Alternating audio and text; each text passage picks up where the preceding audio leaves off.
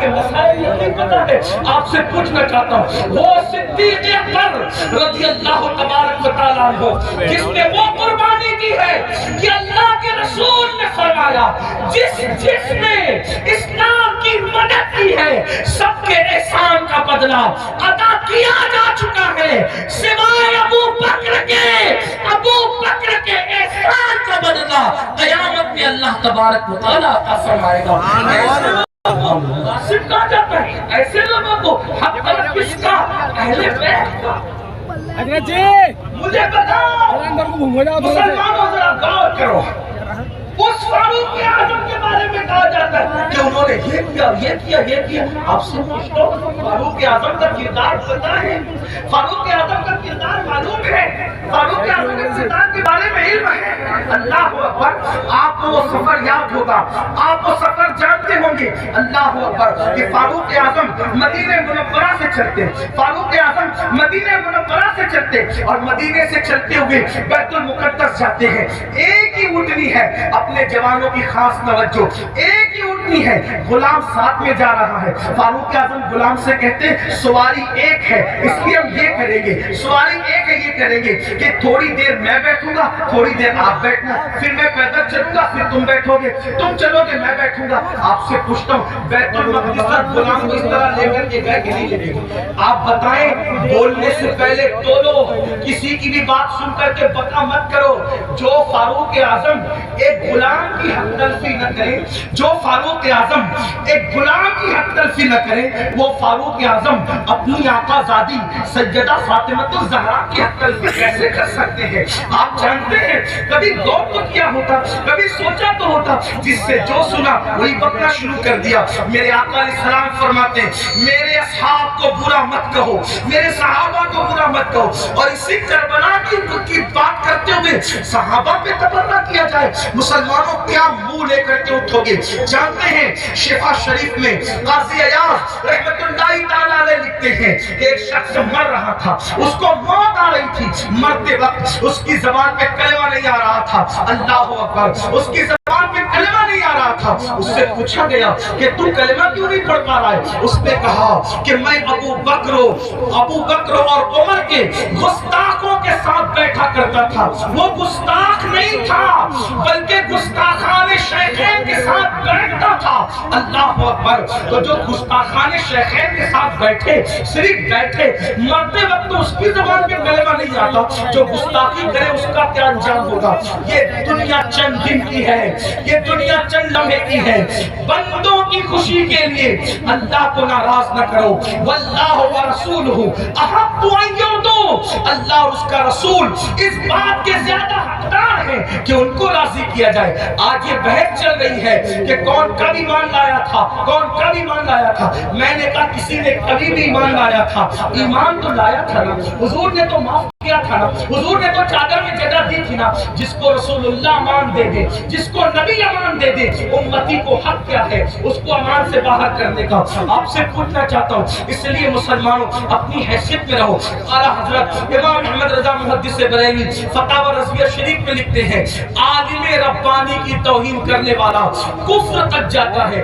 جب عالم ربانی کی توہین کرنے والا کفر تک جاتا ہے تو صحابہ کی توہین کرے، صحابہ کو گالیاں دے، یاد رکھنا اسٹیج پر کچھ بھی کہو، کمرے کی گفتگو تو اللہ سن رہا ہے، دلوں کا حال تو اللہ دیکھ رہا ہے۔ اس لیے ان کے لیے دلوں میں کینہ نہ رکھو، ان کے لیے دلوں میں عداوت نہ رکھو۔ مسلمانوں کیا بات ہے، اگر رسول اللہ اونٹ کے چمڑے کی نالین پہن لے تو ہم اس نالین کو سر پہ رکھتے ہیں۔ آخر اونٹ کا چمڑا نہ دیکھا، کیا دیکھا؟ رسول اللہ کی نسبت دیکھی۔ تو جب رسول اللہ کی نسبت کی وجہ سے اونٹ کا چمڑا سر پہ رکھا جاتا ہے تو رسول اللہ کی نسبت کی وجہ سے اصحاب مصطفیٰ کی تعظیم کیوں نہیں کی جاتی، ان کا احترام کیوں نہیں کیا جاتا؟ لیکن ایک بات یہ بھی خیال رکھنا، ایک طبقہ وہ ہے کہ اللہ جو صحابہ کو ہلکا جان رہا ہے، صحابہ کی بھی عزت کر رہا ہے، کمروں میں بیٹھ کر کے اپنے ماننے والوں کو ان کے خلاف کان بھر رہا ہے۔ لیکن دوسرا طبقہ وہ بھی نظر آ رہا ہے کہ جب اہل البیت کا کوئی گفتگو ہوتی ہے تو پھر اس کا منہ اترتا ہے کہ یہ اہل بیت کی فضیلت پڑھنے والا کوئی رافضی تو نہیں ہو گیا۔ ہم کہتے ہیں اللہ کے بندو، اہل بیت کی فضیلت پڑھنا رافضیت نہیں ہے، بلکہ صحابہ کی گستاخی کرنے کا نام رافضیت ہے۔ ورنہ دیکھو اللہ اکبر، ہمارے جتنے بزرگان دین ہیں سب نے کھل کھل کر کھل کھل کر صحابہ کی عظمت بھی بیان کی اور اہل بیت کی عظمت بھی بیان کی۔ آج اگر محفل میں نعرے حیدری لگے تو کچھ لوگوں کے چہرے یوں اترتے ہیں، ہم نے خود منبر پہ محسوس کیا، ان کے نام نہیں جانتے وہ کون لوگ ہیں۔ اللہ اکبر کہ محفل میں علی کا نعرہ لگ رہا ہے، رافضیوں کی محفل تو نہیں۔ میں نے کہا یہ فکر صحابہ نہیں ہے، فکر اہل سنت نہیں ہے۔ ہماری محفلوں میں صحابہ کے ساتھ علی کے مرتضیٰ کا نعرہ لگتا تھا، لگتا ہے اور انشاءاللہ لگتا رہے گا، بلکہ صحابہ نے تو معیار قرار دیا ہے ایمان کا علی کے مرتضیٰ کو۔ فرمایا جب لوگوں میں بدعتیں پھیلنے لگی، فتنے اٹھنے لگے تو محفلوں میں لوگ آتے تو ہم سوچتے کون اپنا اور پرایا ہے، تو جب لوگوں کو چھانٹنا چاہتے، لوگوں کو تقسیم کرنا چاہتے، اپنی اور پرائے کا فرق کیا ہے، تو ہم ذکر علی کرنے لگتے۔ علی کا ذکر سن کر جن کے چہرے کھل جاتے سمجھ جاتے ایمان والا ہے، جس کا چہرہ اتر جاتا سمجھ جاتے کہ منافق۔ نعرہ تکبیر، اس لیے نعرہ ذکر رسالت۔ علی کرو مگر احترام صحابہ کے ساتھ، ذکر اہل بیت کرو احترام صحابہ کے ساتھ، صحابہ کا ذکر کرو اہل بیت کی تعظیم کے ساتھ، کیونکہ یہ دونوں رسول اللہ سے منسوب ہیں۔ بلکہ یوں کہہ لیں حضور کے ارد گرد ستارے گردش کر رہے، جو گردش گھر کے اندر کر رہے ان کو اہل بیت کہتے ہیں، اور جو گھر کے باہر کر رہے ان کو صحابہ کہتے ہیں۔ حضور کی نسبت کا خیال کرو۔ آئیے اپنی بات کو اختتام تک پہنچاتے ہیں۔ یہ بات عرض کروں مسلمانوں، ہم نے باتیں بہت کی، بہت باتیں کی، بہت باتیں کی، ہم سب جگہ ہیں، عمل کے میدان میں نہیں، عمل سے کوڑے، زندگی گناہوں میں ڈوبی ہوئی ہے۔ یاد رکھنا اللہ کی بارگاہ میں ہمیں اور آپ کو پہنچنا ہے، اللہ کو منہ دکھانا ہے، اللہ کی بارگاہ میں کھڑے ہونا ہے۔ آئیے آج سے پہلے کچھ کیا، جو کیا سچی توبہ کریں، اللہ کی طرف پلٹیں، اللہ کی طرف واپس آئیں۔ یاد رکھیے انسان جہاں جا کر جرم کا اعتراف کرے، جہاں جا کر اعتراف جرم کرنے سے انسان کی عزت گھٹتی ہے، لیکن ایک میرے اللہ کا در ہے جہاں آ کر انسان اقبال جرم کر لے تو میرا اللہ عزت گھٹاتا نہیں بلکہ عزت کو بڑھا دیتا ہے۔ آؤ توبہ کرو۔ آج محرم شریف کی پہلی تاریخ ہے۔ یہ محرم شریف حرمت والا مہینہ ہے، حرمت والا، یعنی جن 4 مہینوں کی حرمت اللہ نے روز اول سے مقرر کی ہے اس میں محرم الحرام بھی ہے۔ اور اللہ کے رسول علیہ السلام کی ایک حدیث یہ ہے کہ رمضان شریف کے بعد سب سے زیادہ جس مہینے کے روزے کی اہمیت ہے وہ ماہ محرم الحرام کے روزے، ماہ محرم شریف کے روزے۔ ان دنوں کو خرافات بدعات میں گزارنے کی بجائے عبادات میں گزارنے۔ ہو سکے تو یہ طے کر لو کہ روزانہ میں نے نبی اور آل نبی پر 1000 بار درود شریف پڑھنا ہے۔ آپ کہیں گے لوگ کہتے ہیں ارے بہت ٹائم لگے گا، کوئی ٹائم نہیں لگے گا۔ صلی اللہ علیہ وآلہ وسلم، یہ بہت مختصر درود شریف، بہت مختصر درود شریف۔ اگر اس درود شریف کو آپ نے پڑھا 1000 بار، صرف 20 منٹ کا ٹائم لگے گا، 20 منٹ درود شریف پڑھ۔ اس کے بعد جیسا کہ آپ نے پہلے بھی سنا صدقہ دو، خیرات دو۔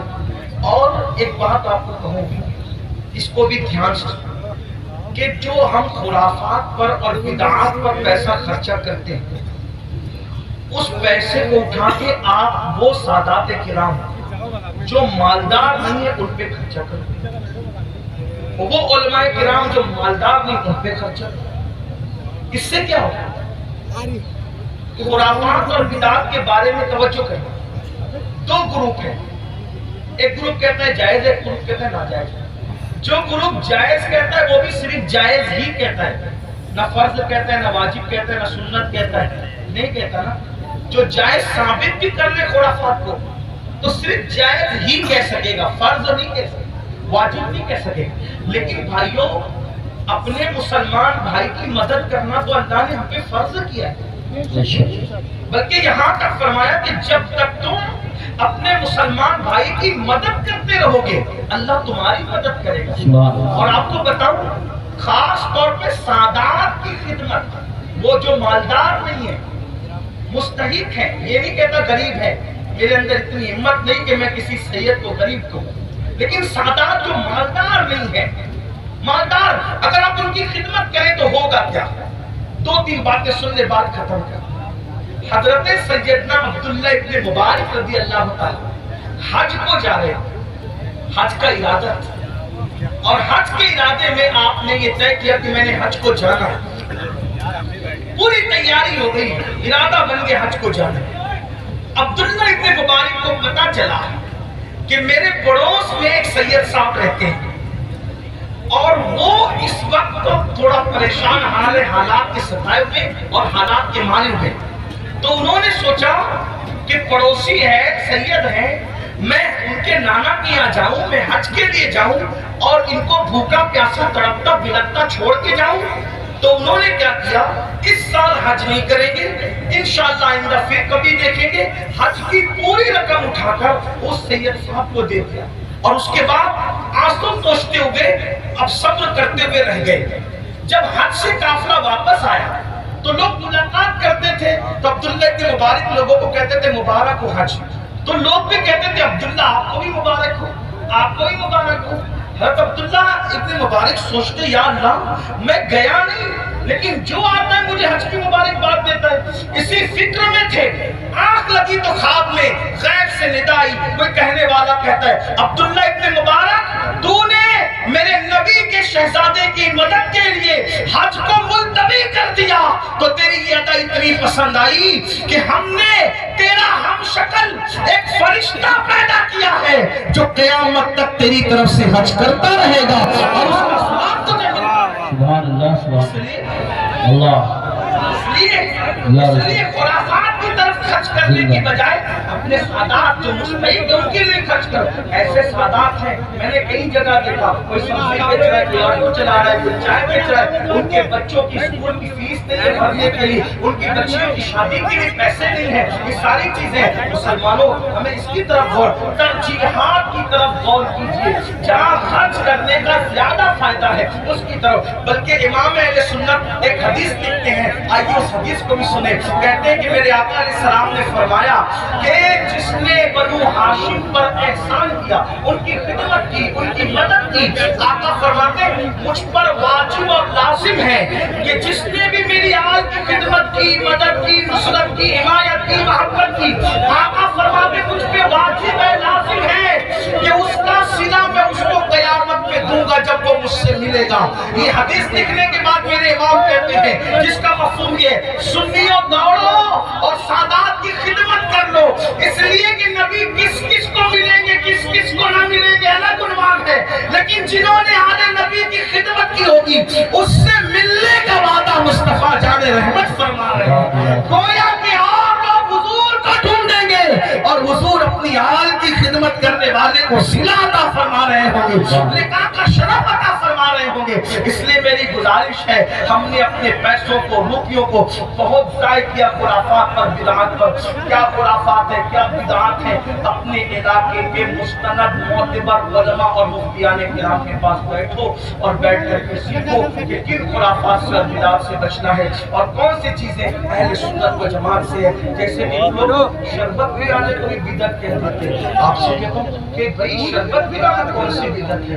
मेरे इमाम लिखते हैं वो भी क्या दलील दी, फरमाया जब कुत्ते को पानी पिलाने की जरूरत नहीं, तो इमाम आली मकाम के नाम पे अगर मोमिनों को शरबत पिलाया जाए तो फिर उसका सिला क्या? सारी चीजें करते रहिए। अल्लाह ताला से दुआ है अल्लाह हम सबको तौफीक दे। गुफ्तगू के दरमियान अगर कोई गलती हो जाए तो अल्लाह ताला माफ फरमाए। अस्तगफिरुल्लाह बिल्कुल बेज़म्ब व तौबा इलैहि। अहले सुन्नत का है बेड़ा पार, असहाबे हुजूर नज्म है और नाव है इत्तबा रसूलुल्लाह की। अस्सलामु अलैकुम व रहमतुल्लाहि व बरकातहू।